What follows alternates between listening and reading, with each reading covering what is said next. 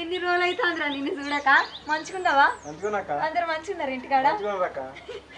ఏంద్రా ఇట్లా వచ్చినావు? ఏం లేదక్క, బావ మీద నీ మీద జీవి ఉంది అక్క, అందుకనే చూసిపోదామని వచ్చిన.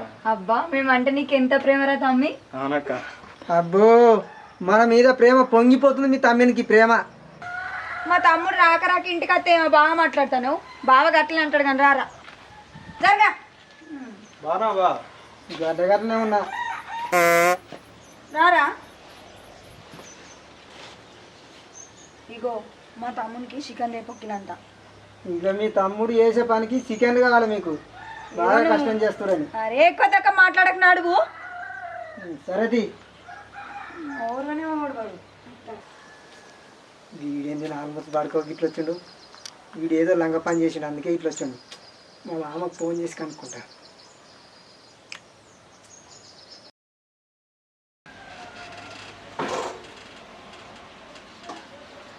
హలో అల్లుడు.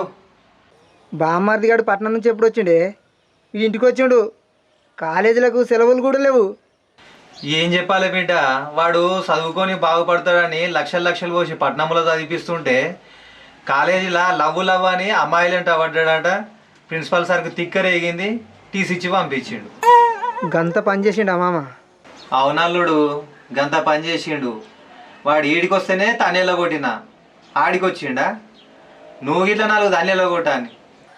వాడిని ఎలగొట్టుడు కాదు కానీ వాడిని ఎట్లా అయ్యానో అట్లా చేస్తా మామ, నువ్వేం రంది పెట్టుకోకు. ఉంగబెట్టి గొడ్డు కష్టం చేపి అల్లుడు, అప్పుడు కానీ మనకి సిగ్గు రాదు.